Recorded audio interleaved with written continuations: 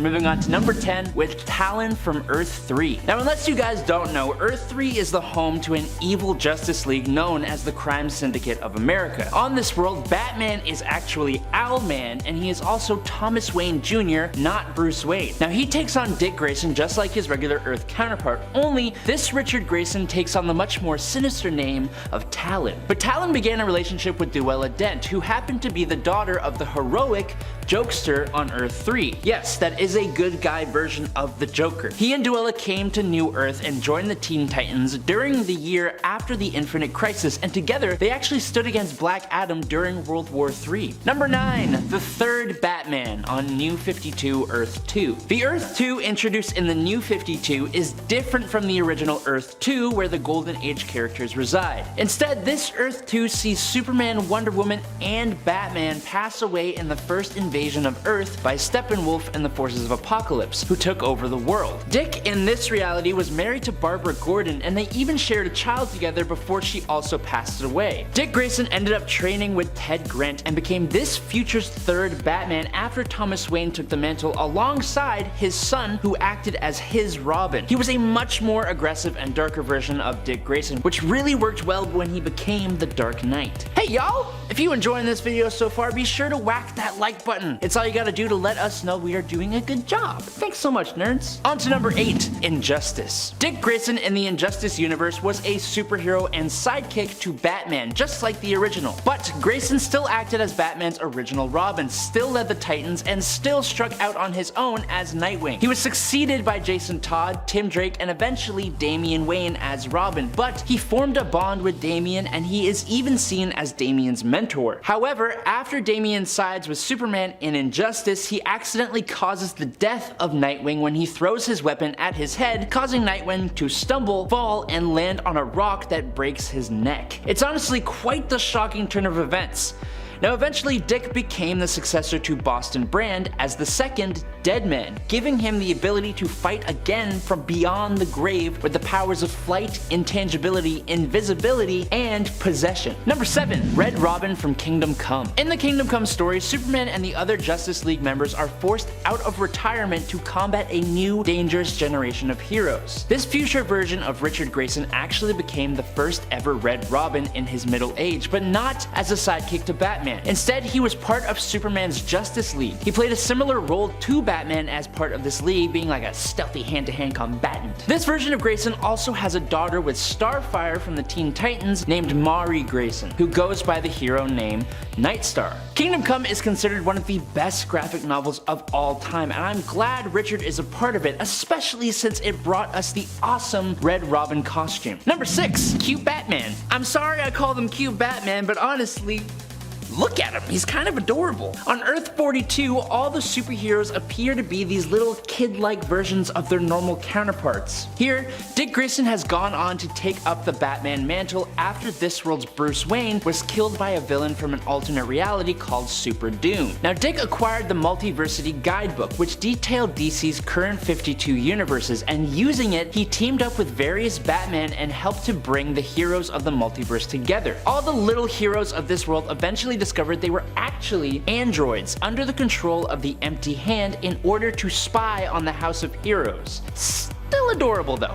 Just saying. Number 5. Robin on regular Earth 2. Now, this Earth 2 is the one where all the Golden Age heroes of DC Comics are situated. In the Golden Age timeline, his history is the same as the original because technically, he is the original.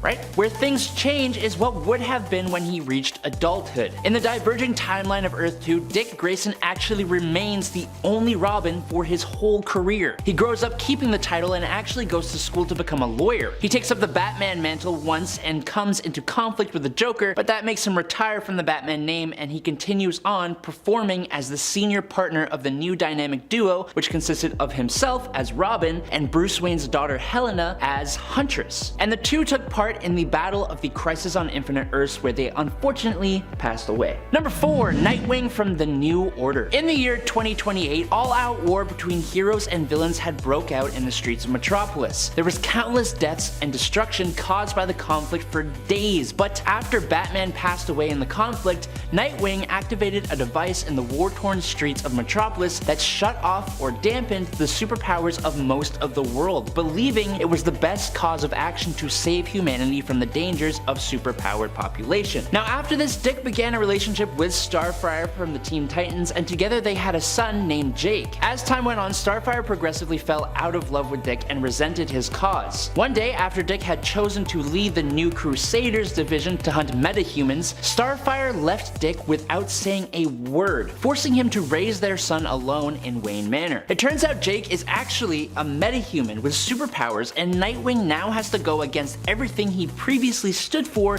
to save his son from the world that he actually created. Number 3. Superman. Some of you may not know, but the original Nightwing was actually a hero of Krypton. It's where the name originated, and Superman telling this story to a young Dick Grayson is what inspired him to take on the name Nightwing. But did you know Superman himself took the name? And even before Dick Grayson did it.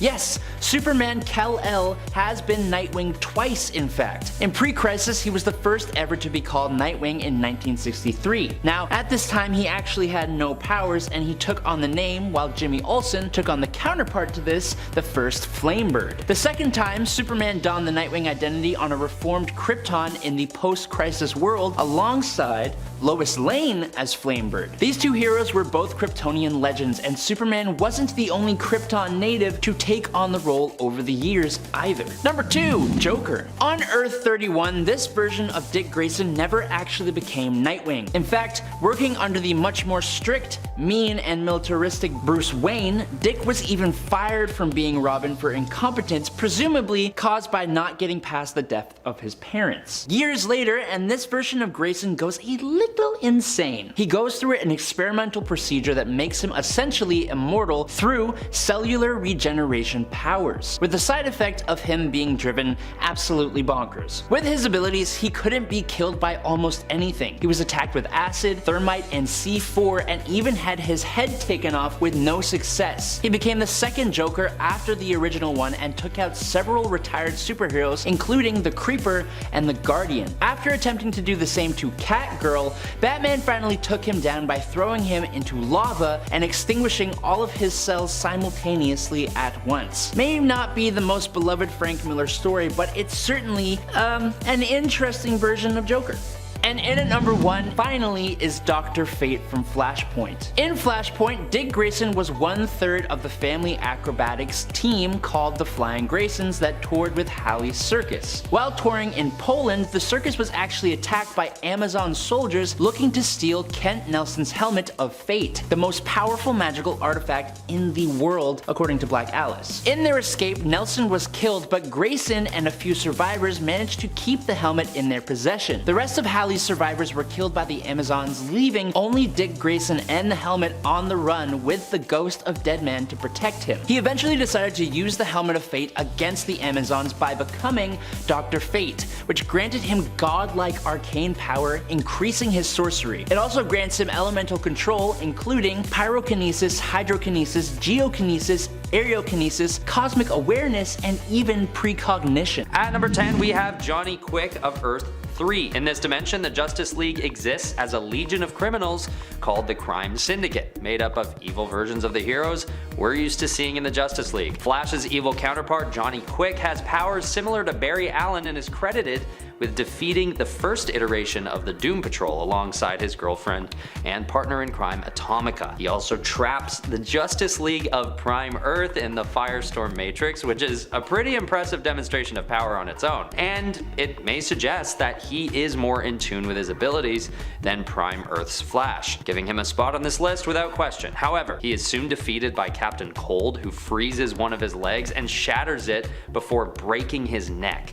and simply because Johnny Quick loses as badly and as quickly as he wins, he's held back a bit on this list. At number 9 we have Avery Ho from Prime Earth. Avery gains her powers in the Flash Volume 5 when the Speed Force goes out of whack and endows masses of regular people with super speed. Avery is a relatively new hero who has only been around since 2016, but we can be pretty confident that she'll only continue to grow in power and ability as time goes on. Partly through experience with the Speed Force and working alongside Wally West, but mainly because of a distinct ability she has that's unique to this variant in particular, in that she can siphon speed from other people, allowing her to increase her speed on command. So it's not hard to see how even if she's not at her height of power yet, she might soon reach a power level that might surpass even the most powerful variants on this list. At number 8 is Danica Williams from Earth 12. Also known as Beyond Flash, this version of the Flash exists in the 2040s alongside Terry McGinnis,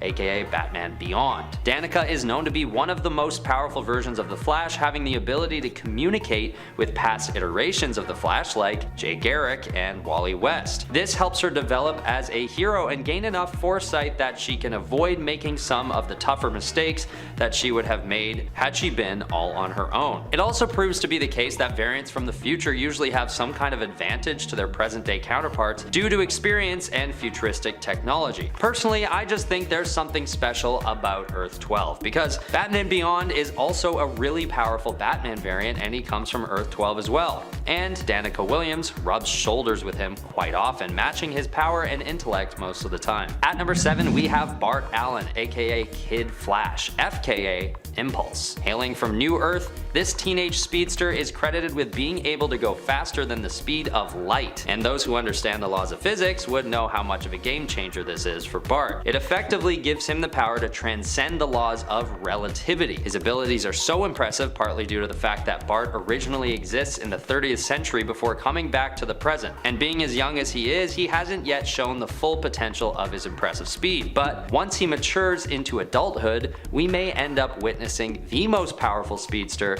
that the world has ever seen. The only thing that sets him back on this list was his struggle with an illness that caused him to age pretty rapidly. He is able to get it under control, but he ages about 10 years in the time it'd take anyone else to age 2. So we hope this doesn't hinder him any further because he's one of the most powerful Flashes out there and has tons of potential. At number 6 we have Reverse Flash. First appearing in the Flash 139 as far back as 1963, Eobard Thawne is an evil opposite to the Flash that gets his powers from the negative Speed Force. But don't let the name confuse you, the negative Speed Force doesn't negate anything. This inverted variant of the Flash can reach insane speeds and can even move through objects and walls, cause whirlwinds using his body, and most impressively of all, he can travel between dimensions at will. Not only this, but he has electrokinesis, which allows him to charge up electrical energy from his movement and fire blasts of negative Speed Force lightning at his victims. He can even use this power to steal years of life from his targets and age them to death. And if someone gets the better of him, Reverse Flash even has a healing factor that allows him to mend wounds and even regrow limbs. At number 5 is Savitar from the Arrowverse. In the DCEU, Savitar is a futuristic version of Barry Allen who is jaded by a failure that turns his family and friends against him. So what does one do when they're cast out of society? Right, they decide to become a god. But joking aside, he does get his speeds to a point where he easily surpasses the abilities of his prime self and even starts to notice his body ripping apart due to such high speeds. This is why we see him in this insane armor. He designs this armor to keep himself safe at his unimaginable speeds. He then goes back in time and across dimensions to spread awareness of his godlike status before going back to modern day Prime Earth and facing himself as this newly improved yet fully evil variant. At number 4 is Black Flash. Black Flash is a manifestation of death that is fast enough to chase down any speedster and take them out for good. He can move faster than the speed of light and is immortal, putting him very high on the list. It's unclear why Black Flash is always trying to kill speedsters like Barry Allen and Wally West, but it's suggested that these speedsters are so fast that they can outrun time and therefore death. Unless, of course, death were to somehow, send a conduit after them that also uses the Speed Force, which is what the Black Flash essentially is. This variant first appears in the Flash Volume 2, issue 138 in 1998 and has been spotted in moments right before the deaths of Barry Allen and Johnny Quick. He has also chased after Wally West, but Wally was able to defeat this variant by running all the way to the end of time, destroying Black Flash, because when there's no time, death has no meaning. But to think that these are the lengths Wally has to go to get rid of Black Flash just shows how insanely powerful this variant is. At number 3 is Wally West of Earth 22. Featured in the Kingdom Come storyline from the 90s, Wallace West is an amalgamation of all the former holders of the Flash mantle: Wally West, Barry Allen, and Jay Garrick. He's such a powerful version of the Flash that he is in constant motion, only appearing as a hazy blur most of the time. He then becomes an interdimensional being with a hyper-awareness of the relationship between dimensions and his influence on reality. In this way, he is pretty much a god and is known to have achieved more than any Flash from any other dimension. This could be due to his age as well, because Wallace West is an older iteration of the Flash, but it could also be chalked up to his near omniscience and omnipresence as a Flash variant. He isn't quite immortal like the Black Flash, but his mastery of interdimensional knowledge could be considered a more powerful trait than even immortality. In our number 2 spot is the Red Death. The Barry Allen from Earth 52 is a villainous combination of Batman and the Flash, and is known to be the most powerful version of the Flash in the whole multiverse, but I beg to differ, because I'm putting him at number 2. You'll see who goes ahead of him, and we'll see if you agree with me. First appearing in the Dark Knight's Metal comic book event in 2019, the Red Death is basically what you get when you give Batman super speed, super strength, and durability. This means that this variant can use the extreme intellect of Batman and apply it at extreme speeds, crafting bat gadgets faster than the speed of light and tracking down his enemies effortlessly in a split second. The way this villain is formed is that Batman is jaded by his experiences of loss, getting emotionally exhausted by losing so many sidekicks and deciding that he needs to take matters into his own hands. This dark motivation also adds to the Red Death's power as he takes out his anger on the world with extreme speed and extreme power. At number 1 is Zoom. I'm putting Zoom at number 1. Zoom is a double variant of Flash, which is my way of saying that he's a variant of Reverse Flash, who is himself already a variant, so he's a double variant. But this version of Reverse Flash is even more powerful than the original, having an even more refined control over his time travel abilities. In the case of Zoom, he can speed up and slow down time around him without his frame of reference being affected. This means he can avoid the typical complications that other speedsters face, like intense friction and seeing and hearing at these intense speeds.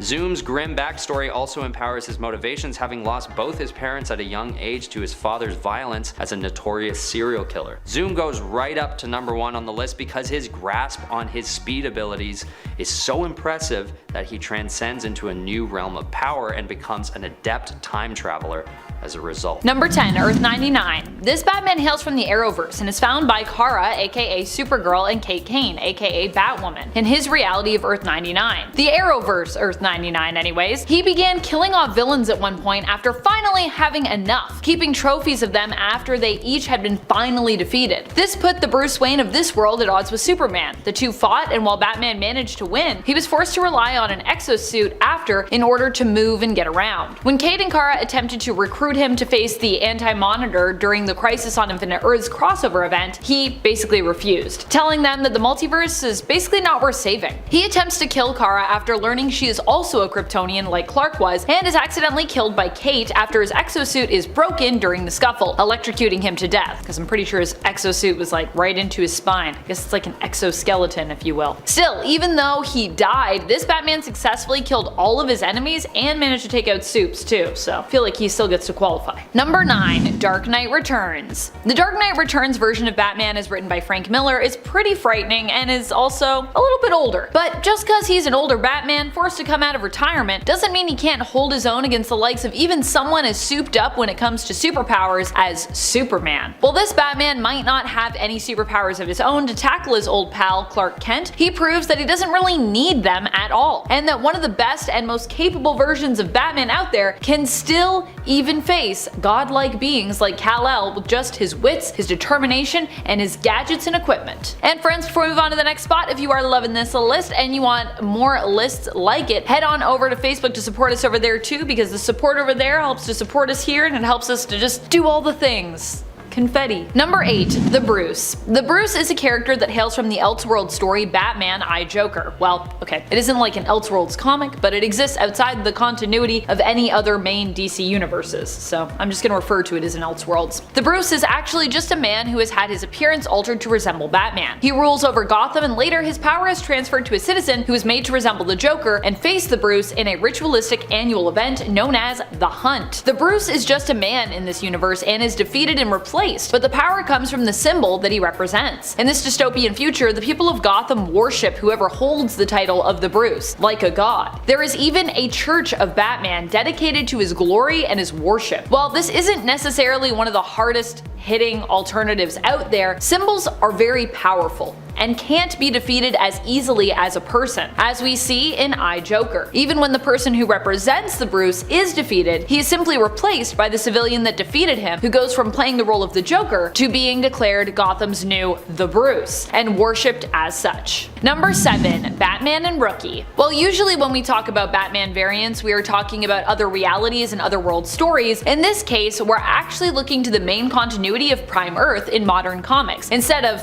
away from it. This variant of Batman, instead of hailing from another Earth, is simply a whole other person from the main continuity. We are talking about when Jim Gordon, police commissioner, took up the mantle of Batman. Yeah, that happened. Jim became Batman after Bruce's seeming death following the events of Endgame. A corporation known as Powers International came to Gordon and basically approached him about becoming the new Batman. Initially, he wasn't so sure, but eventually he decided to agree and give it a try. He was given surgical muscle implants and a very tight bat suit that made him look real svelte, and a robotic set of armor which could also operate independent of him, known as Rookie. Number 6. Vampire Batman. I think there are actually a few realities where Batman has been affiliated with vampires. I mean, kind of makes sense. Batman, vampire bats. It's kind of a no-brainer when it comes to superhero and monster mashups. This vampire Batman that we were talking about, though, is probably one of the most famous, hailing from the reality of Earth 43, which appears as the main reality of the story Batman and Dracula: Red Reign and its sequels. Here, Batman willingly becomes a vampire in order to better track down and defeat Dracula. While only part vampire at that time, eventually Batman in this reality would go full vamp after giving into his bloodlust and feeding on the Joker. Dun dun dun! Number 5. Ghostmaker. Ghostmaker for me was originally a character I came in ready to dislike when it was announced in the comics, but then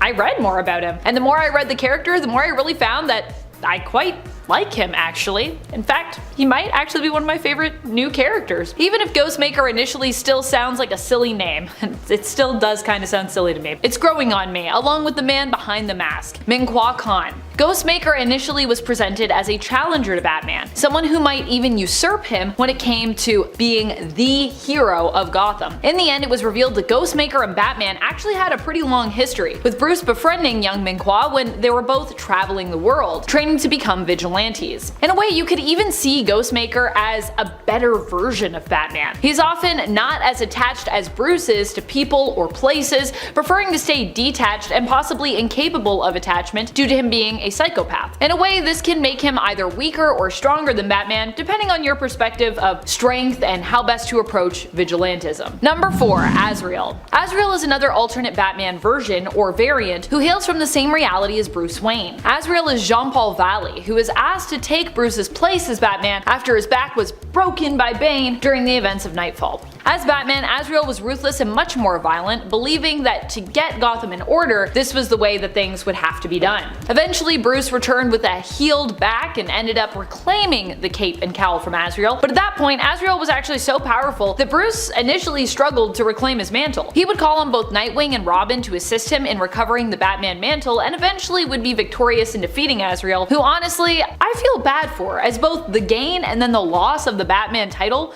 really messed Jean-Paul up. Number 3. Owlman. Owlman is an alternate version of Batman who is, well, pretty evil, but not a direct alternate. Instead of being Bruce Wayne, he is Thomas Wayne Jr., the older brother to Bruce in his reality. He hails from Earth 3, the same universe that belongs to the Crime Syndicate, which of course he's also a part of. The Crime Syndicate is basically like an alternate evil version of the Justice League, and of course Owlman is like their version of Batman. Thomas actually killed his Earth's Bruce Wayne after his younger brother was reluctant to join him and kind of taken out their parents, Thomas and Martha. Thomas Jr. believed that this was necessary as their parents were, in his opinion, squandering the family fortune. Thomas would take up the mantle of Owlman instead of Batman, and like his Prime Earth counterpart, is an extremely skilled individual and highly experienced fighter. Thomas also happens to be a genius as well, which often gives him an edge against his opponents. Number 2. Batman Who Laughs. As much as I want to give someone like Batman Who Laughs my top spot on this list, he's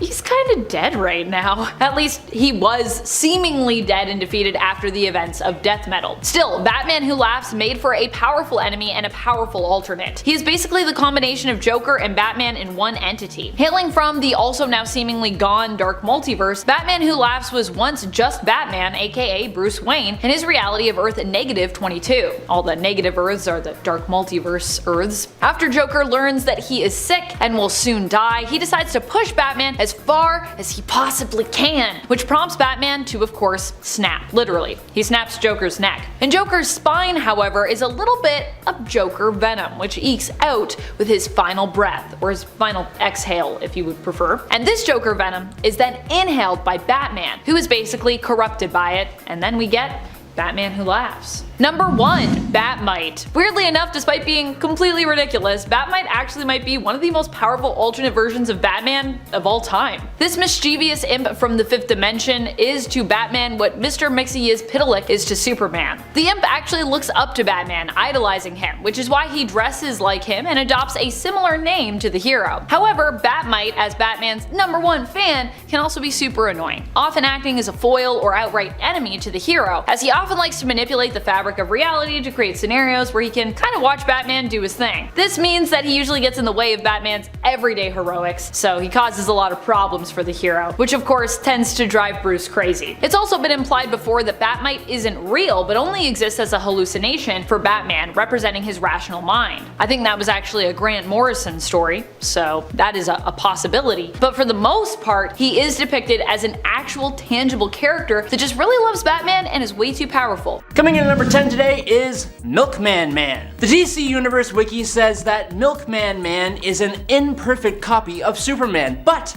with all that calcium, I gotta assume he has the strongest bones that you and I have ever seen. In JLA/Doom Patrol Special, The Milk Wars, the Doom Patrol has discovered that an interdimensional corporation called Retco has been stealing stories, reconfiguring them, and repackaging them for new markets. Retco has embedded itself into the current continuity, using the radioactive milk of psychic cows to quell the more dangerous impulses of the Justice League and turn them into heroes that are safe for the masses. That is literally the quote from the official summary, I am not even joking. Milkman Man specifically has all the same powers as the famous Kryptonian superhero, only he's a milkman and central part of the Community League of Rhode Island. Now, this group is actually a very sinister collection of pleasant-spoken normal folks. I know this doesn't sound scary, necessarily, but it's just like unsettling, like Twilight Zone style. Please do yourself the favor of reading this story and trying to figure out what the heck is going on, because it took me like a hot minute.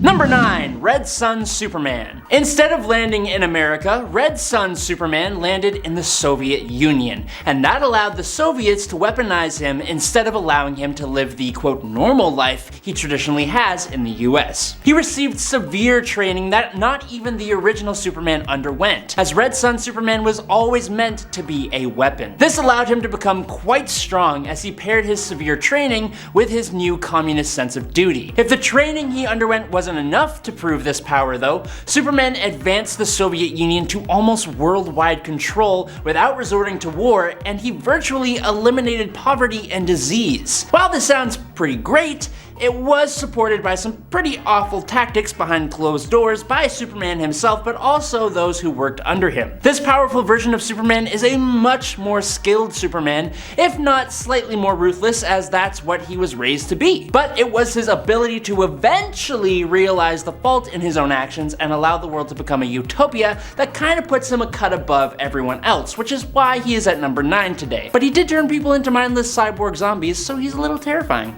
Number 8. Earth 17 Superman. On Earth 17, superheroes are a product of government experiments. The Superman of this universe, who was called Overman, was the first hero, with the other heroes being spawns of his DNA. Now this may be weird, but that ain't the weird part. He also doesn't seem horrifying at all yet, does he? Well, after contracting a certain kind of physically transmitted disease from another person, like that kind of disease, if you know what I'm saying, he ends up going insane and destroys the Justice League and reduces his entire world to rubble. He then gets his filthy paws on a doomsday device that he intends to use on Earth 17 to completely wipe it out. The Crisis on Infinite Earths destroyed this reality, just like DC tried to destroy such a naughty Superman story, even having different iterations of Overman, who we will be talking about in just a moment. But the internet never forgets DC Comics, and people like me exist to remind everyone of the things you published into this world, like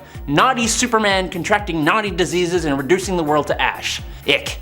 Number 7. Eradicator Lois. For this point, we are going back in time to the infamous death of Superman's story. When Superman fell in the fight between himself and Doomsday, it didn't hit anyone as hard as it hit Lois Lane. Well, in the dark multiverse, something curious happened. After some time passed and Lois saw the effects of a Superman-less world, she eventually traveled to the Fortress of Solitude to return Superman's cape. What she never expected was for the Kryptonian Eradicator to show up. This defender of Krypton is the reason that Superman does eventually come back to life in the real world, placing Clark in the Kryptonian life matrix that was supposed to revive Superman. In this story though, it takes longer than expected, and so, assuming that the revival was a failure, the Eradicator instead places the powers of Superman into the body of Lois Lane. Unfortunately, this is the dark multiverse though, and so this newly superpowered Lois Lane throws almost all caution to the wayside and uses her powers recklessly, saving the day, sure, but with no regard for collateral damage or repercussions. She ends wars, feeds the hungry, destroys the military-industrial complex, all that good stuff,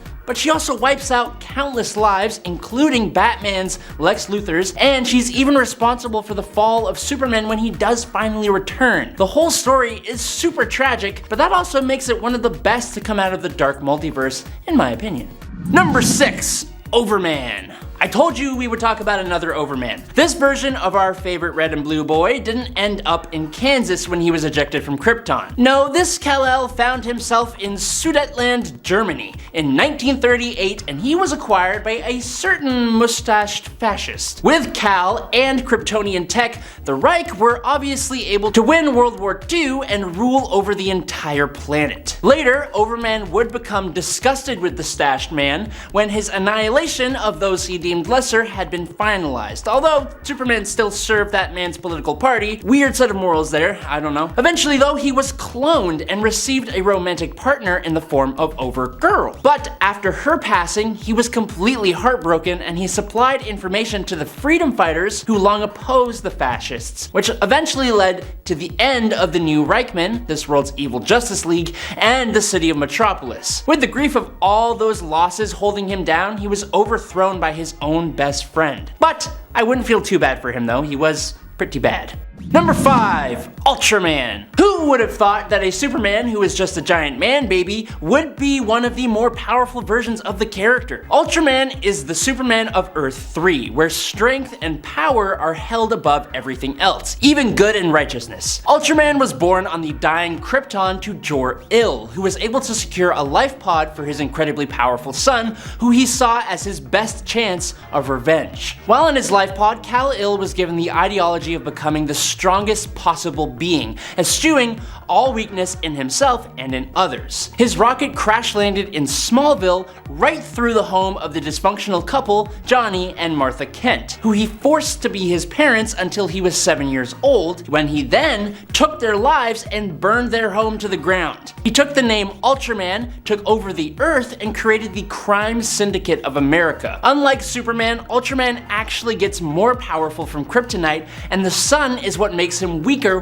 which is fine because he will literally just move the moon to block out the sun.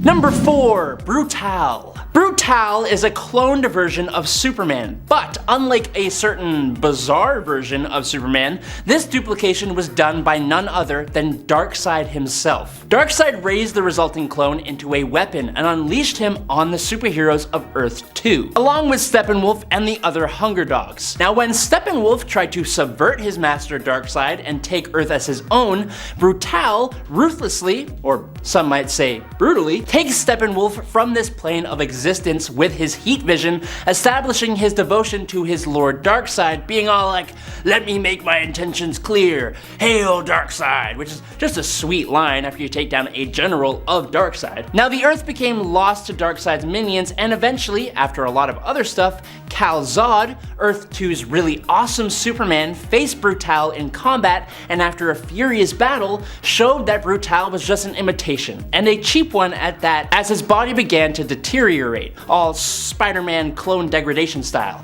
and the day was finally saved. Number 3, Injustice Superman. The Superman of the Injustice universe has pretty much the same history as the baseline Superman, but when the Joker kidnaps the pregnant Lois Lane, it lures Superman into a trap of fear gas. In this fear-induced state, Superman hallucinates his wife as the villain Doomsday and instantly attacks, flying Lois and what would have been John Kent into space, taking their lives and also inadvertently causing a nuclear detonation to destroy his city, Metropolis. After suddenly losing his city, wife, and his baby, Superman goes into a pretty honestly understandable rage, bursting into the interrogation room where Batman is learning the true intentions of the Joker, and he plunges his super fist straight through the clown's chest. Following these events, Superman takes control of the Earth and rules it as a tyrant. He turns on and destroys his friends, is manipulated by Wonder Woman, holds nothing back, and puts the entire Earth under the control of his regime. He is a seriously hardcore version of Superman who has actually been revisited recently in John Kent's comic book story, where he even took the life of Earth 3's Ultraman pretty easily. It was kinda nuts. Number 2, Super Doom. On Earth 45, Lois Lane, Jimmy Olsen, and Clark Kent are scientists instead of reporters, and they use their smarts to build a machine that can turn thoughts into reality, which, I gotta be honest, how the heck did they think that was a good idea? I can think of 10 things right now off the top of my head that should never become reality. Anyways, using the aforementioned thought to form machine, they tried to create a being called Superman, who would be capable of doing amazing things and who could save worlds. But when they are forced to give their idea over to Overcorp, these guys decide to rebrand and end up creating a monstrosity, Superman, the Last Knight of Tomorrow, or as he's better known to everyone else, Super Doom. With a corporate-fueled agenda of destroying all competition, Super Doom quickly becomes the strongest super being on its own planet, and then entered into the bleed space to take out all the other versions of Superman across the multiverse. Of course, bad guys never win forever, so after defeating and devouring multiple different Supermen of multiple different Earths, he was stopped by the Superman and Lex Luthor of Earth 22, who stranded him between universes. He's since been used in a few other storylines and remains one of the most formidable evil versions of Superman to this day because he didn't actually pass away. He's still out there, just like between universes. Crazy.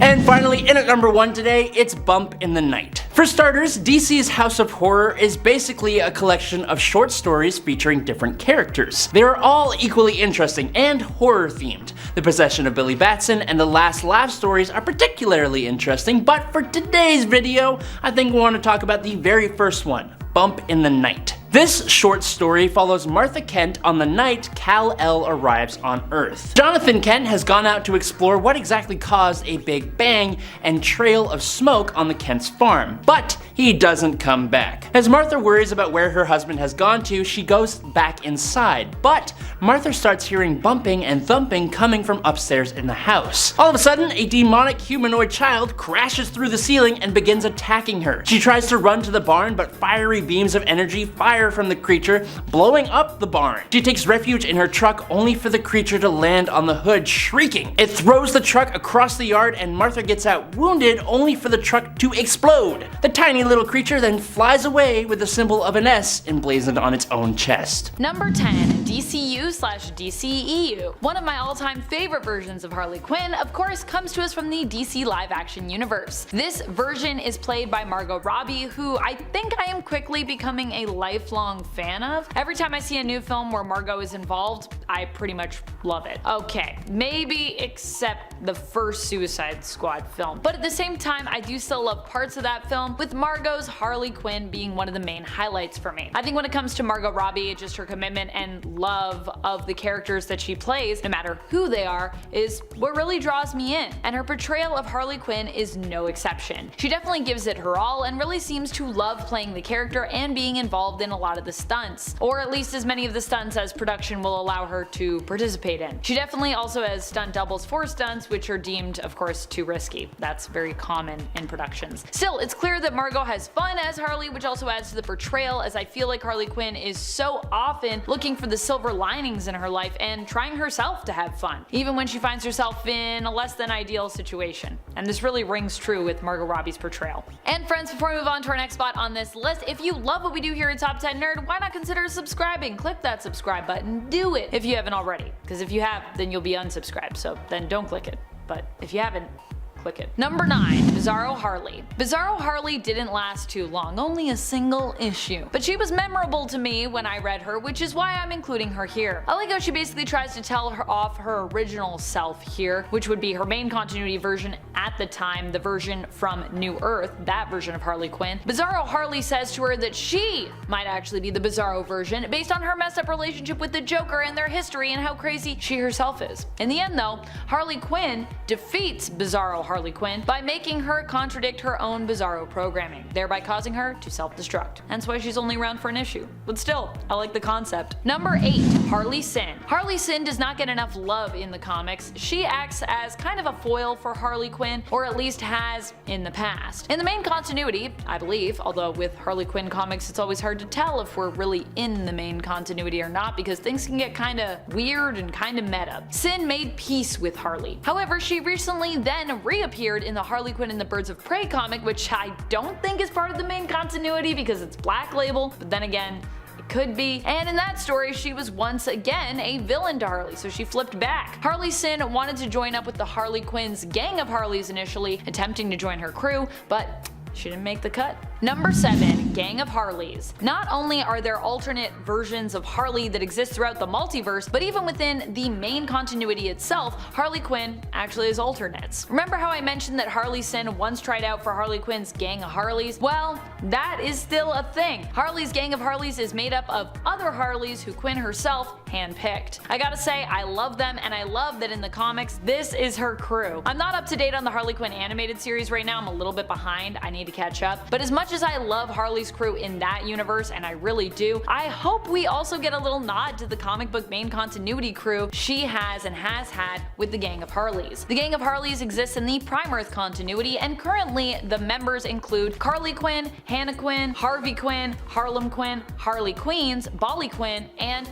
Coach. Number 6. Batman 66. Have you ever wondered what Harley Quinn would be like were she to have existed back in the 1966 Batman live action series with Adam West? Well, wonder no longer. We have the answer to that in the form of a comic, and if you were wondering, yes, Harley Quinn does fit pretty perfectly in this world. She herself can be pretty silly, and the Batman 66 universe itself is also prone to being kinda goofy and over the top in the best of ways. So despite being created in the 90s in the animated Batman series, she actually feels right at home, I would say, in the comic based off of the live action 60s series. Number 5. White Knight. White Knight Harley Quinn is another another beast altogether. This version of the character actually has a pretty tragic backstory when it comes to a relationship with the Joker. Instead of him being a deranged criminal from the start, he actually is shown in a more sympathetic light, with it quickly becoming evident based on his and Harley's story that he was mentally unwell and simply just needed some help. After Jack, which is Joker's name here, returns to Harley, seemingly cured, Batman is the one who is more painted as the villain of the story in this reality. In the end though, Jack does give into the darkness and he ends up kinda being swallowed up by it, leaving Harley alone with 2 babies on the way. What does she do after this loss? Well, she keeps fighting. In her most recent series, White Knight Presents Harley Quinn, she becomes a psychological consultant for the GCPD, helping them to investigate a string of murders as they attempt to catch the killer, with her doing profile work for them, and also kinda like, you know, just being a vigilante. Batman even makes her a suit.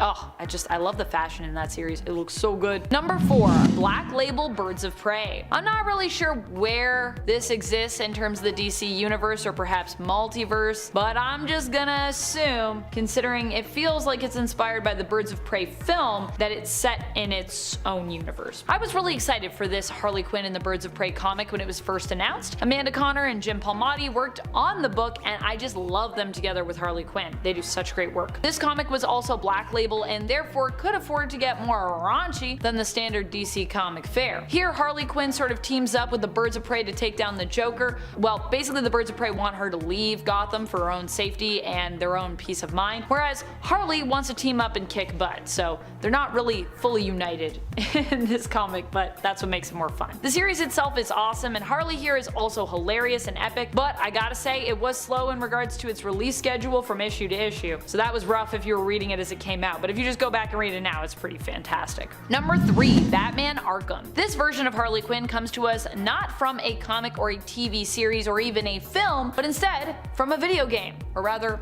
a whole series of video games. The Batman Arkham games actually played as important a role to the way Harley is presented in live action animation and comics today as her first animated appearance did in regards to shaping her first comic book appearance. When we talk about alternate versions of Harley, she really is a character where her alternate selves actually help to further define and establish the nuances of her main continuity character. Harley's appearance in the Batman Arkham games made her even more sexy and powerful, I'd say, and also saw changes to her costume that definitely influenced her comic book and live action appearances. Also, you really can't go wrong with Tara Strong or Arlene Sorkin's performances when it comes to Harley in these games. Number 2. Batman the Animated Series. Technically, this version of Harley Quinn could be described as the original Harley Quinn, voiced by Arlene Sorkin. Batman the Animated Series is where Harley Quinn first appeared. She was originally intended to be more of a smaller role, a temporary girlfriend and accomplice to Mark Hamill's Joker. However, when we talk about alternates here on Top 10 Nerd, we're usually comparing different versions of the character to their mainstay comic book counterpart. As such, I'm including Sorkin's portrayal here, despite it being the first and possibly the most iconic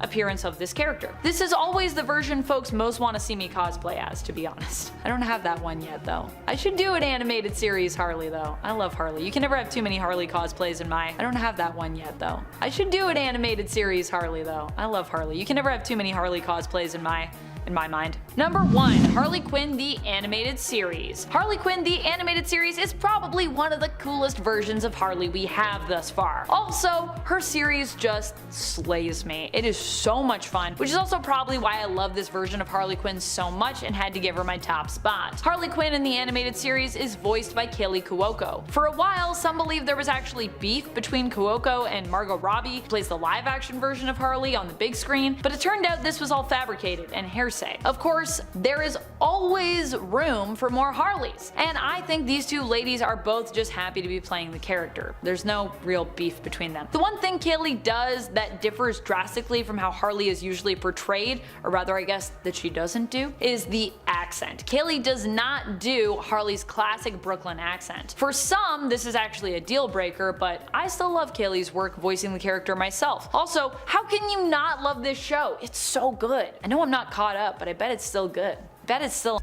Number 10. Young Justice. Earth 16 is the designated number given to the reality we see in Young Justice. Despite being an animated series, Young Justice is actually considered to be separate from the main DCAU reality, and is instead its own separate Earth. Here, Hal Jordan is Green Lantern. We first met Jordan in 2010 when the series started, but he continues to appear in the series up until its final season in 2021. This version of Hal here is one of the founding members of the Justice League. Like in the comics, he is also based in Coast City. One of the fun facts that I just find entertaining from this universe is that Hal Jordan is revealed as not liking Guy Gardner. Both he and Jon Stewart in this reality were very much against having Guy join the Justice League when they were considering adding new members to the roster. Also, I gotta say, I haven't watched Young Justice yet, and it keeps getting recommended to me, so I feel like I really need to watch it. If you have a favorite moment or episode, let me know, because I want to go back and watch all of it. And friends, before we move on to our next spot on this list, if you love what we do here at Top 10 Nerd, why not tell us that you love us by clicking that like button? Seriously, it really helps us out if you do that, so if you want to, then I would like that.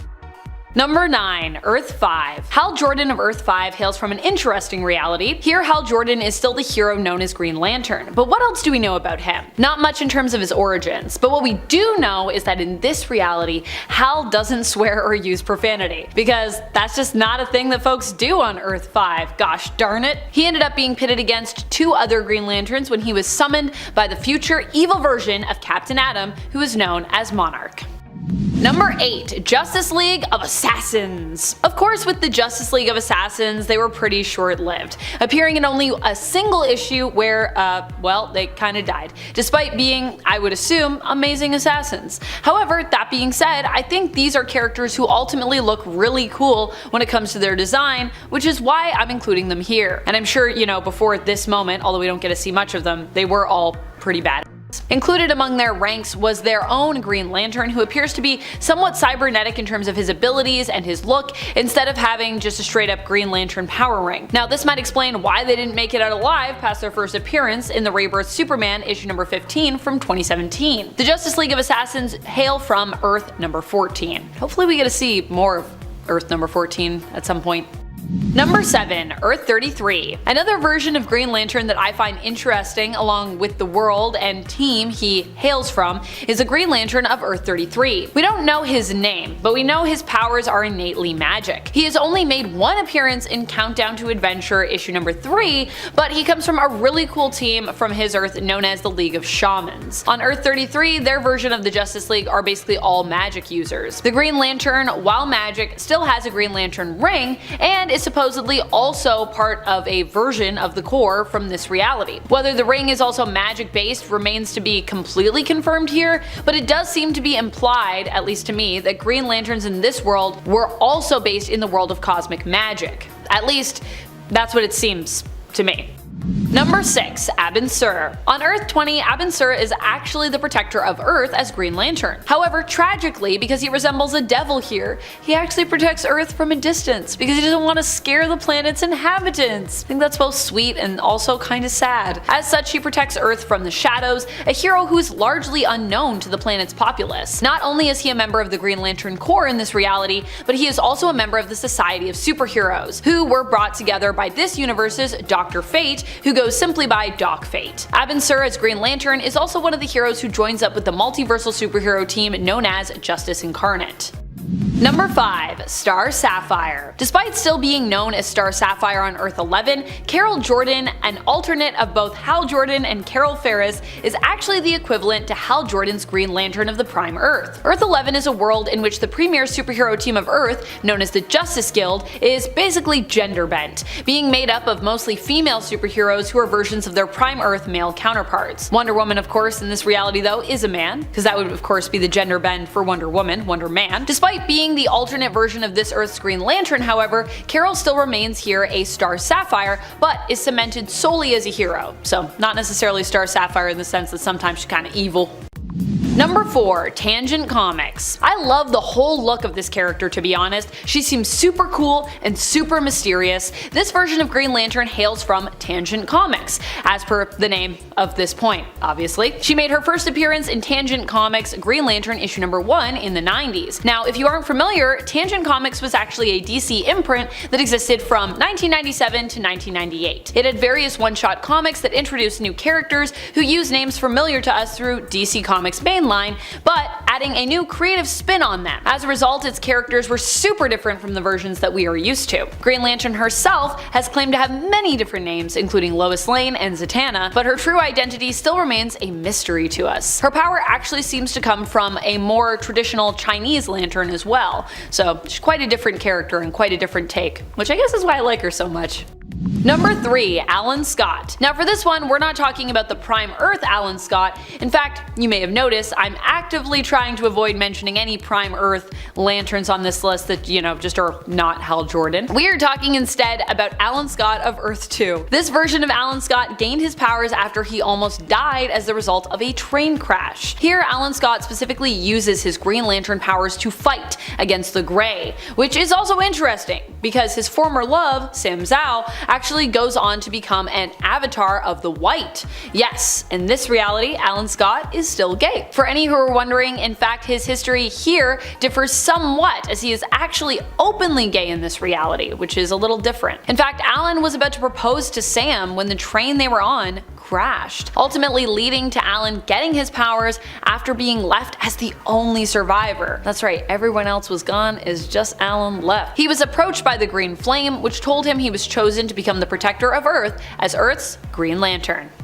Number 2. Emerald Knight. This alternate version of John Stewart hails from Earth number 3, the home of the crime syndicate. This version of John, however, unlike many others from this universe, doesn't seem to be exactly a supervillain. Although he definitely does kill people and has made some questionable choices for sure, but there's definitely people in this reality that are more villainy than him. Initially, this version of John Stewart was a father and policeman who made a deal with a crime lord in order to get his daughter an emergency operation on her leg that she desperately needed. Although he paid the crime lord back right away, as he obviously did not want to be in debt to him, one night the crime lord's son ran into John and basically mocked him for having ever even made a deal with his father. Furious, John beat the son of the crime boss out back in an alleyway. When his daughter begged him to stop, a ring appeared, presenting itself to him. Because the son was basically at this point threatening to tell his father and promised that John and his daughter would pay with their lives for their actions here, John chose to accept the ring and became an Emerald Knight, one of the overlords of Oa's soldier. A major difference between the Emerald Knights and the Green Lanterns of Prime Earth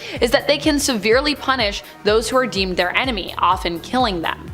Number 1. dceu John Stewart. While we know of John Stewart from the Prime Earth reality, the main continuity currently of the comics, he also has an alternate that hails from the DC animated universe. The animated universe isn't just pulled from one show, but is actually made up of a collection of shows, films, and comics, all exploring the same versions of these characters. It's not even really just its own universe, to be honest. At this point, it's also kind of like its own multiverse, possessing at least 9 of its own different alternate Earths. Here, John Stewart has a similar origin to his comic book counterpart, serving in the military before later being selected to be a member of the Green Lantern Corps. Part of the reason he actually believes he was selected is because of his time spent reading superhero comics as a kid, which he thinks actually helped him to aspire to become a hero, developing heroic traits and characteristics, and hence therefore being selected to become a Green Lantern. Starting off the list today at number 10 is Red Death. The Dark Multiverse was given to us largely by telling the story of multiple different versions of Batman who have each been twisted into a corrupted, villainous version of Bruce Wayne. Brought together by the Batman Who Laughs, the Dark Knights are basically like an evil collection of Batman from across the Dark Multiverse, each one standing in or representing a member of the Justice League. Arguably one of the most popular of these Batmen would be Red Death, an evil Bruce Wayne with the powers of the Flash. In his dark reality, reality, Bruce Wayne was pushed to the limit after losing so many of his sidekicks, which should be a good reason for why he should stop recruiting younglings to be his Robins, but I digress. Believing that he needed to be more brutal in his crime fighting and that he would be better at using the Speed Force than Barry Allen, Bruce took down Flash's rogues, took their equipment, and then used it against his fellow Justice Leaguer. Batman then strapped Barry to his Batmobile, fused it together with the Cosmic Treadmill, and then he drove it all into the Speed Force, absorbing Barry and his powers. Bruce, now empowered with the Speed Force and much more evil than he should be,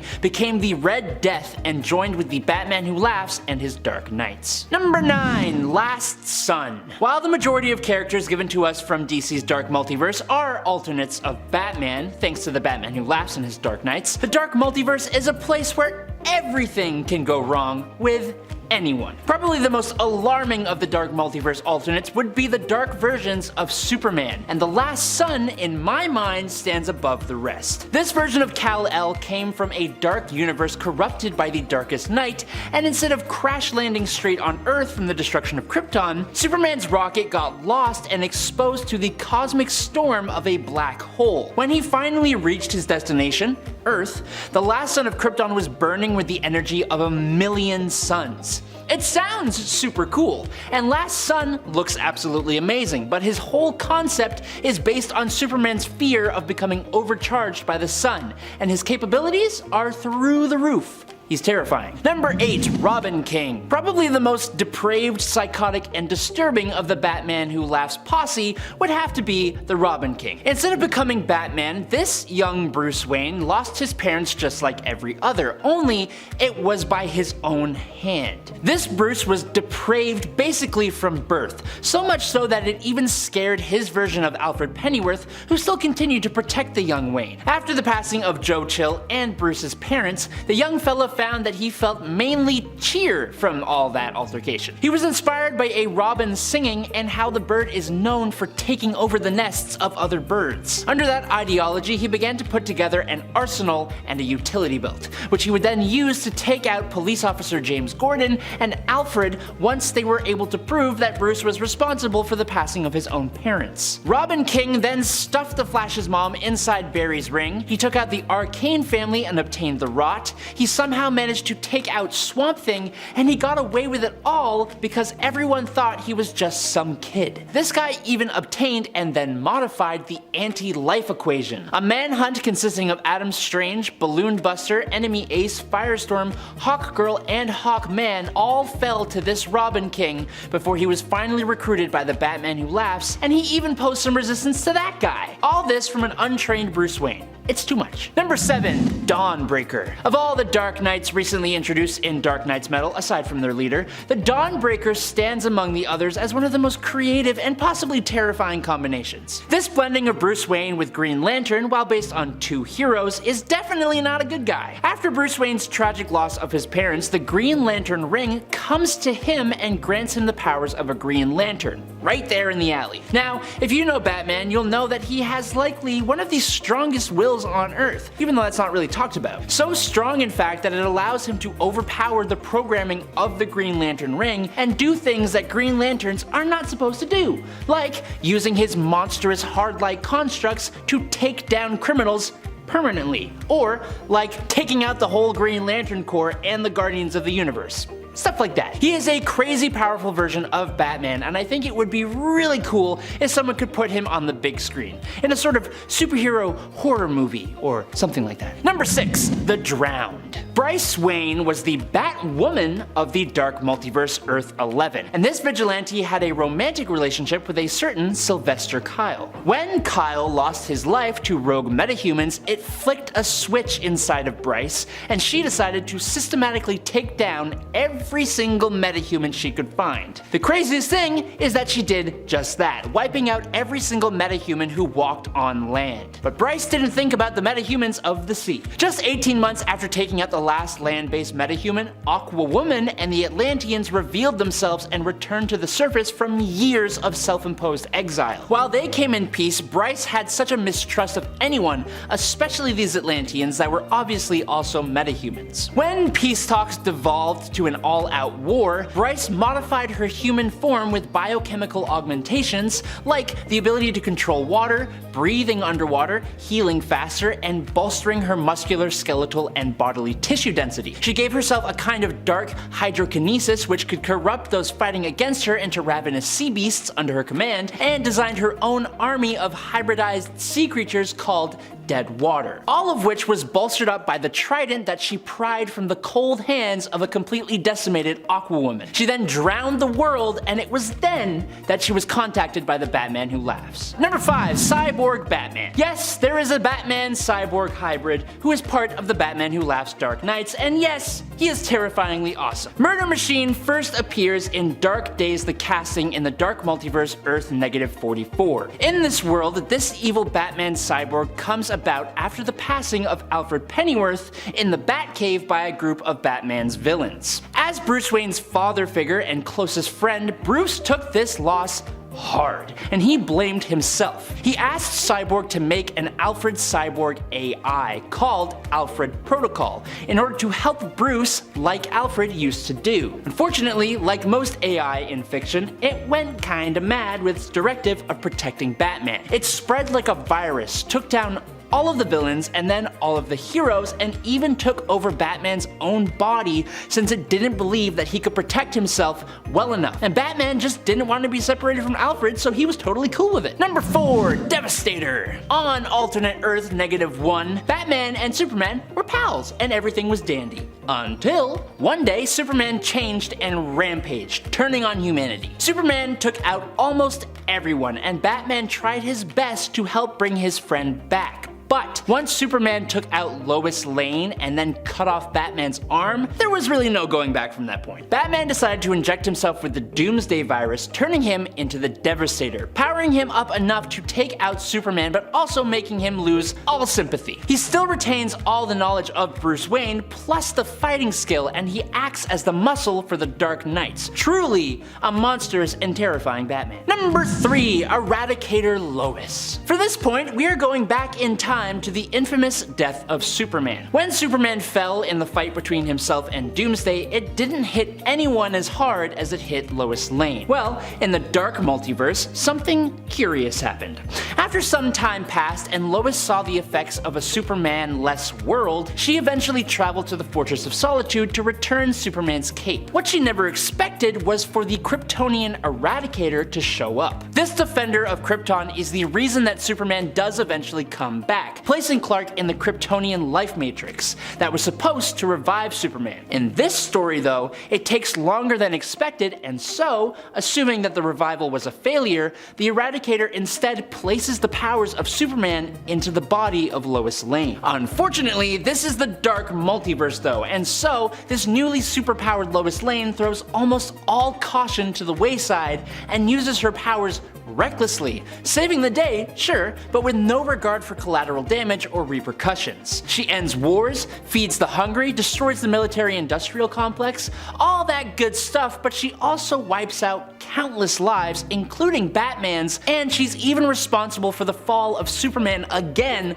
when he does finally return. The whole story is pretty tragic, but that also makes it one of the best ones to come out of the Dark Multiverse, in my opinion. Number 2. The Batman Who Laughs. The Batman Who Laughs is arguably one of the most dangerous versions of Batman who has ever lived, other than Batman himself. If you don't know yet, he is a Dark Multiverse version of Batman who took down the Joker, but inadvertently infected himself with a strain of Joker toxin. The resulting transformation turns this version of Bruce Wayne into an amalgamation of Joker and Batman. All the intelligence and resourcefulness and martial skill of Batman mixed with the buck-wild, psychotic, murderous mind of the Joker. He is pure chaos and destruction, and he lays waste to his own Bat family and the whole whole Justice League. He has a pack of Jokerized Robins, and he is the leader of the Dark Knights. He is also a lieutenant of the Dark God Barbados, and he convinced Perpetua, the original creator of the multiverse, to choose him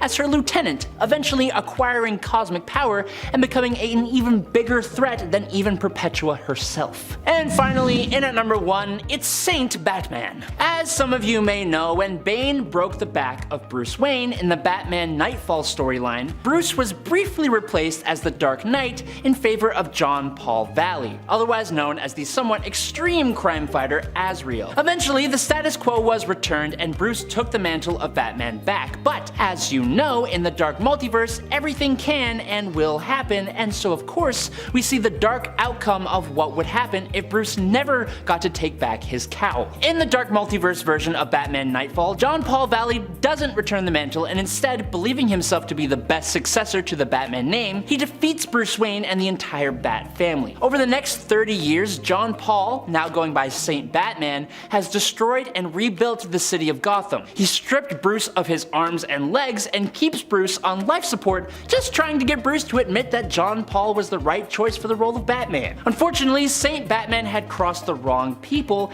and he suffered a pretty brutal defeat at the hands of Lady Shiva, the son of Bane, and a restored cyborg Batman. Coming in at number 10, it's Earth 32. Unexpected. That's probably how I would describe the Batman from Earth 32. Now, the original Batman of this universe was Bruce Wayne, who also became a Green Lantern. But when he left the Earth to serve in the Green Lantern Corps, it left the role of Batman open. And who would have guessed that of all the characters, Alexander Luthor would be the one to answer the call? First appearing in Lex Luthor Year of the Villain #1 from November 2019, this Batman was partnered up with Super Martian, a cross between a Martian like Martian Manhunter and a Kryptonian like Superman. As you can imagine, they were a powerful combo. They took up a base of operations in what looked like the Batcave mixed with the Fortress of Solitude and were assisted by Fred, their awesome robotic butler. Thanks to having the Martian as his partner, Lex Batman was well acquainted with telepathy, and while it caused him some pretty bad headaches, it was also instrumental in helping deal with the Prime Earth Lex Luthor when he showed up. Number 9. Blood League. Now, we have talked about the vampire Batman who appears in the Elseworld Batman Vampire Trilogy, and that version of Batman brings us an incredible story. While that vampire Batman inspired the Batman of Earth 43, their stories are slightly different in some crucial ways. For example, the Batman of Earth 43 intentionally sought out the dark demonic gift in order to face Dracula, instead of being unwillingly given the vampire curse from a good vampire. Batman defeated Dracula, but the curse proved too much for Bruce to handle, and he gave in to the full curse and embraced his new bloodlust. With someone like Batman as a crazed vampire, the other heroes of this Earth didn't last too long before they too were also turned into vampires, which is when, together, they formed the Blood League. I wouldn't call them heroes though. This superpowered group of vampires did enough damage on their own world that they decided to leave it and attack the planet Rann, and they were later coerced into invading the universe of Earth 13. Eventually, Batman and the Blood League even played a part in the death metal event. Number 8. Deceased. While Bruce Wayne did play a part in DC's answer to Marvel Zombies, Deceased, it was his successor that was arguably much more important. When the anti-life equation techno-organic virus infected a huge number of the Earth, Bruce got infected when he had to fight off the infected Nightwing and Tim Drake Robin. Using Mr. Freeze's cryosuit, he was able to slow down the virus long enough to study it and give information and say goodbye to the remaining Justice League and his son, Damian Wayne, who would go on to take his father's mantle at the age of just 13 years old. The fight against the anti-living eventually reached cosmic scales. The heroes eventually found themselves facing Erebos, the one who was responsible for the entire anti-living outbreak. Now, Deceased is a long comic book run, so I can't give you all the details in this short little time, but Damian essentially grows up over the run of the comic, stepping fully into his role as Batman and creating a relationship with the new Wonder Woman Woman, Cassie. Alfred Pennyworth eventually becomes the new Spectre and bringing a cure for the anti-living, but right near the end, Damian organizes the final attack on Erebos in Limbo. Now, in an all-white batsuit that looks amazing, Damian put the life equation, the opposite to the anti-life equation, inside of himself, and he decided to detonate it inside of Erebos to destroy him and the anti-living from the inside out. He makes the ultimate sacrifice, and it's pretty awesome. Number 7, B-Rex. Some of the coolest stuff has come from the Dark Multiverse, and of all the alternate characters to come out of it, a Bruce Wayne who transferred his consciousness into the mechanical T-Rex in his Batcave has to be one of the most awesome. Now, as a Batman T-Rex, Batmanosaurus Rex, or just B-Rex if you prefer, Batman decided that he has been wasting time, not just completely wiping out his villains, and so he goes on a dinosaur rampage through Arkham Asylum, chomping and crushing inmates and staff alike. B-Rex gets recruited by the Batman Who Laughs, just like a bunch of other Dark Knights, and he was involved in the invasion of the regular multiverse and was even important to the revival of the Batman Who Laughs into the Darkest Night. Unfortunately, during the final battle, B-Rex and Batmage face off against Solomon Grundy, who had the strength to stop them both. Number 6, the Final Knight. The Final Knight is actually Duke Thomas, who was a sidekick to the Batman that the demon Barbados used as a gateway into the multiverse and who was ultimately transformed into Barbados the Dragon of the End. Now this Batman, alongside the rest of his league, who were also transformed into dragons, brought the collapse of their world, and Duke fled into the multiverse to survive. Duke eventually returns to face these dragons, only to be saved by that universe's Nightwing, who brings Duke to the surviving members of the Justice League, who band together and give almost all of their lives to fight the dragons, with Duke being the one to bring down his old mentor. After slaying the Dragon of the End, Duke turned his hide into crazy awesome armor and wielded Nightwing's massive battle axe. Now calling himself the Final Knight, he escapes his crumbling reality and sets out into the Dark Multiverse to become one of its only real heroes. Number 5, the Batman Who Frags. Yes, we are sticking with the Dark Multiverse still, and I will for the next point too, but I promise that is not a negative, and I can prove that to you by telling you that this version of Batman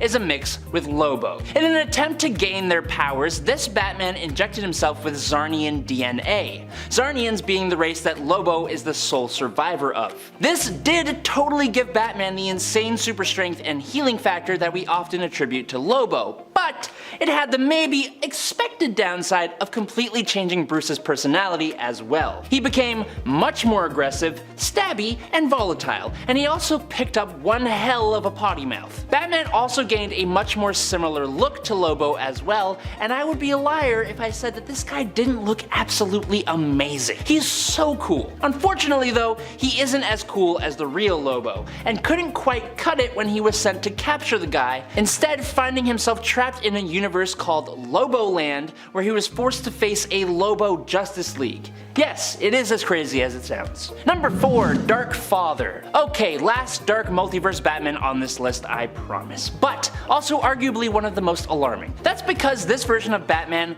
brought about the end of Darkseid, and in doing so, gained the evil god's abilities and even took on his appearance. He mastered the anti-life equation and controlled a massive army of para-Robins instead of the usual para-demons. He gave up the anti-life equation to his Superman, but he still went on to work with the Batman Who Laughs and invaded Earth Zero. Dark Father defeated the Teen Titans, the Titans, and Superman, which resulted in the destruction of the moon. He then built a new Apokolips inside of the core of the burnt out sun, and he kept Superman and many others imprisoned there until Batman, Wonder Woman, and Harley Quinn were able to come to the rescue, freeing Superman, who punched Dark Father into space. There he goes, look at him. Number 3, Red Sun. The Batman appearing in one of the greatest Superman stories ever, Red Sun, is not some crazy powerful amalgamation of characters. In fact, I'd say that he's considerably weaker than a number of alternate Batman on this list, but he is still Batman. In this dystopian Earth 30, where Superman became a tool of Stalin and his Soviet Union, Batman has become the most wanted man in Russia. As an adult, he became a blight on the Soviets and terrorized them all for revenge revenge on Pyotr Rozlov, the captain of the police who brought the demise of Bruce's parents. He became an idol for those who wanted to oppose Superman and his regime. Eventually, Rozlov turned on Superman and convinced Batman to take down the Man of Steel. So,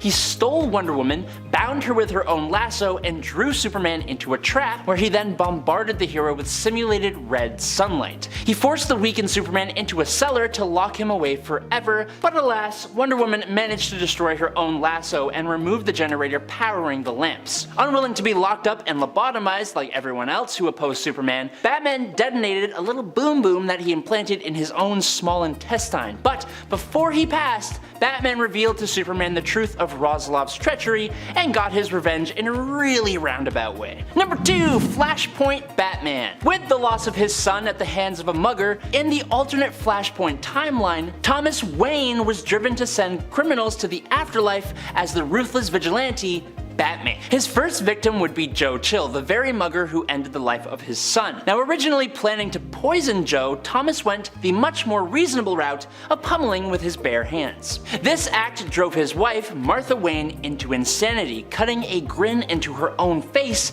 and becoming this timeline's version of the Joker. Thomas has a more important mission to him than his war on crime though, restoring his son's life. He meets the Flash, helps restore his powers, learns of the alternate timeline where Bruce actually lived, and assembles an alternate timeline Justice League, and together they restore the original timeline. Thomas eventually enters into the current DC timeline, and wishing for his son to stop being Batman, he teams up with Bane to completely break Bruce. But it fails. Since his introduction in Flashpoint Volume 2 Number 1 in July of 2011, Flashpoint Batman, Thomas Wayne, has been a complex, interesting, and infamously fan-loved character. And finally, in at number 1, Owlman. The crime syndicate of America hails from the strength-obsessed Earth 3, and is a twisted, evil version of the main universe Justice League of America. The Batman of this villainous league isn't a Batman at all. In fact, he isn't even Bruce Wayne.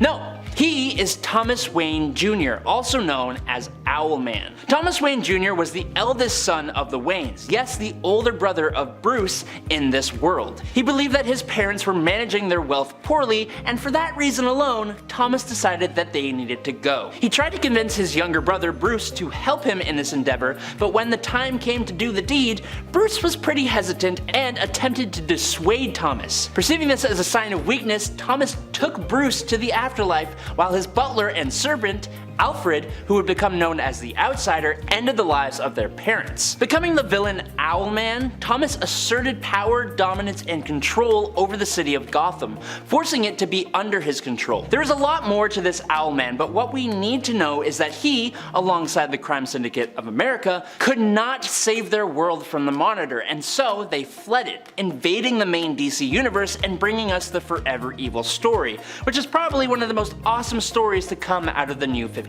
Coming in at number 10 is William Marvell. Every now and then, I have the pleasure of talking about the Amalgam Universe, the place where Marvel Comics and DC Comics finally played nice and mashed up their characters together to give fans some of the coolest, most unique, and most powerful iterations of their favorite heroes. For the Amalgam Universe version of Shazam, I think the two comic book giants made a really cheeky move when they gave us a combination of each of their Fawcett comic character iterations. William Marvell, a mix of Billy Batson from DC and Mar-Vell of the Kree from Marvel Comics.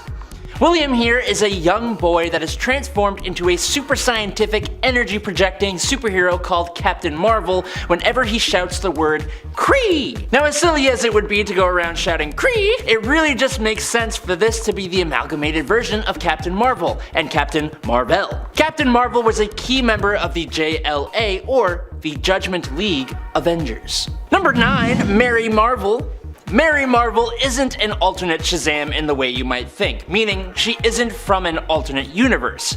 Instead, Mary Marvel is part of the Shazam family, arguably one of the favorites of that family. Mary Bromfield was one of several children adopted alongside Billy Batson. In other continuities, she is eventually revealed to be the twin sister to Billy, but just like DC said with their continuity, you can choose whichever one you prefer to believe in. Mary eventually is given powers by her brother Billy and becomes Mary Marvel, Marvel or Lady Shazam, fighting alongside Billy/Shazam. Eventually, Mary herself became the new champion of Shazam and gained all the power that Billy once held while he became the guardian of the Rock of Eternity. Mary is one of the longest lasting members of the Marvel family, and as such, she is one hell of a version of Shazam. Coming in at number 8 is Freddie Freeman. If we're gonna include Mary Marvel on this list, Lady Shazam, we have to include Freddie Freeman. Freddie is the best friend of Billy Batson and arguably the second most beloved member of the Marvel family. Freddie was one of the first people surrounding Billy to be also granted the powers of Shazam.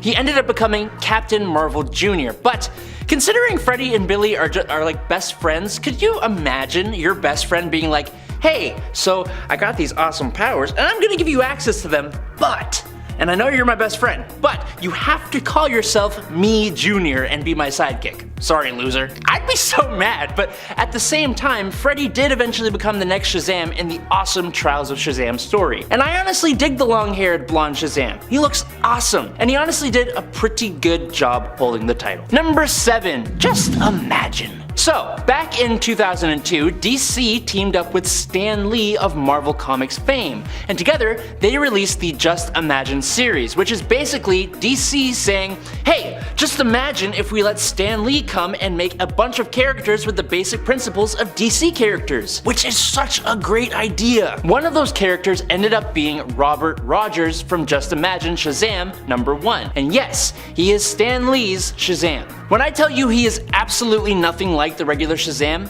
I ain't kidding. Other than saying Shazam to activate his powers. For starters, he is not a kid. He is actually an agent with Interpol, and he is assigned to the tough agent Carla Noral. Together they go to India to hunt down criminal Gunga Khan. Another big difference is that instead of being powered by the wizard Shazam and 6 gods, he is actually powered by the wizard Merlin of King Arthur legend, with the goal to hunt down Morgana Le Fay, because of course it's Stan Lee. Oh, also, it's worth mentioning that instead of turning into a handsome black-haired hunk, when Rogers yells Shazam, he turns into a big pink demon that gets a magical power boost, demon wings, super strength and durability, and a lovely little bone necklace. Excelsior! Number 6, Captain Thunder. This is kind of confusing because there are so many versions of Shazam who use Captain Thunder as their name. Basically, Captain Thunder that I'm talking about was William Fawcett, a kid who was given powers similar to Captain Marvel. He received his powers when the shaman Maroki gifted William a belt with a thunderbolt symbol that, when rubbed in combo with the magical word thunder, turns him into Captain Thunder. Unfortunately, after fighting the Monster League of Evil, they gave him an evil persona instead of a heroic one. So, when Captain Thunder first appeared in Superman 276 in 1974, he was helping robbers instead of fighting them. It's only after Superman urges Thunder to use his wisdom to fix what happened and to make it back to his own Earth. There was a much cooler version of Captain Thunder in the Flashpoint timeline with a sweet battle tiger, who is who you'd probably think of when I say Captain Thunder, but I don't want to talk about him, so nah. Number 5, Kingdom Come Shazam. In an alternate possible future, metahumans or superheroes are now hated. Because of this, Billy Batson hasn't become Shazam in years and is now full grown, looking a lot like his alter ego, minus the cool costume and cape and powers and stuff. He was eventually brainwashed by Lex Luthor into believing that metahumans and even the Captain Marvel inside of him are all monsters. In time, Bruce Wayne tries to convince Billy otherwise, which eventually forces him to turn into Shazam once more, breaking open the metahuman prison and starting a massive war that puts the world at risk. After a nuclear device was dropped threatening to kill thousands, Superman convinced Billy to help, and Shazam outraced Superman to the bomb, using his lightning to destroy it, sacrificing himself to save both humans and metahumans, ending the hatred against superheroes once and for all. Good job. Number 4, Earth 5 Shazam. Earth 5, or Earth S if you prefer, is a simpler, kinder world. A world that is more optimistic, a world where the heroes are seen as such with hardly any faults. Basically, this is the golden age of comics, specifically Fawcett Comics, where Captain Marvel is the main superhero, which gives the world the name Thunderworld. He and his family, Captain Marvel Jr. and Mary Marvel, keep the world safe from everything from the Monster Society to aliens. I'm talking like Shazam is essentially taking the place of Superman as the premier superhero of the Earth. This version of Shazam worked together alongside Superman and Overman of other universes to recruit the Supermen of the universe. They all worked together, led by Captain Marvel, to defeat Ultraman and weaken Mandrake, who was killed by the Green Lanterns. Yeah. Number 3. Shazam Who Laughs. After the Batman Who Laughs infects Shazam / Billy Batson with a dark metal virus, turning him into a Joker-like version of himself, he is tasked with infecting Superman with the same Joker dark metal virus. Shazam goes to the Batcave and waits for Superman to show up so he can attack, and Joker Shazam is easily a match for Superman and Batman one-on-one.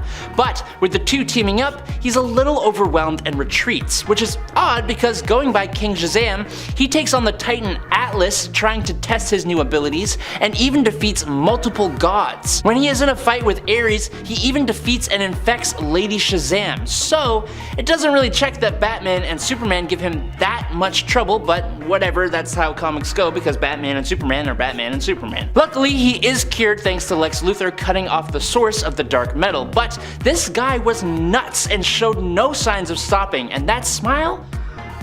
It's creepy. It's just creepy. Don't like it. Number 2. Mazaz. When we first ever meet Mazaz, he is described as the most powerful superhero on Earth 3, the home of the sinister JLA, the Crime Syndicate of America. He was for a long time the biggest threat that the Crime Syndicate of America ever faced, and he has taken the lives of a lot of the CSA's members using his superpowers. So what are those superpowers? Alexander was just a regular guy, as much as a Luthor can be, until at some point in his life, he figured out how to take the powers of superpowered beings. It seems that the first person who lost their power and their life to Alexander was Will Batson, Earth 3's Billy Batson, which gave Alexander the powers of Mazaz, which is Shazam backwards. Those powers are to call down dark lightning, transforming him into a more masculine being with superhuman strength, durability, flight, electrokinesis, and presumably magic. When he first shows up, he has already stolen the powers of a hero called Hawkwing, who we don't actually know, but he also goes on to take all the Kryptonian-like powers of Bizarro, plus kryptonite immunity, the Firestorm Matrix powers of Deathstorm, Earth 3's Firestorm, the super speed abilities of Johnny Quick, and way more. While the characters he fought were arguably worse than him in terms of their morality, no one from Earth 3 is really good, and he is absolutely terrifying. And finally, in at number 1, it's the God of Gods Shazam. The God of Gods was a side story from Darkseid War centered on the hero Shazam, and sees him gain 6 new gods in place of the original. After the Anti-Monitor killed Darkseid by fusing the Black Racer with the Anti-Life, Darkseid's death caused Shazam's connection to the Olympian gods to disconnect. Shazam's old gods were replaced by new gods, and the new gods included Anapel, the goddess of rebirth, Siva, the god of destruction and strength, 8, the goddess of impulse, Hronmir, the Martian god of death, Memorgan the wizard, and Zanzu / Yuga Khan, the father of Darkseid. Shazam gaining these new gods' powers makes him incredibly powerful. Yuga Khan said that Shazam can put a hole in the source wall by being empowered by the other 5 gods with the lightning rod, which is incredibly powerful if you don't know. So, long story short, the God of Gods was an incredibly amped up version of Billy Batson's Shazam. And that's all we've got. I'm Adam Andrews, this is Top 10 Nerd, and I hope you enjoyed watching. I'll catch you all on the flippy flop, but for now, peace out, nerds!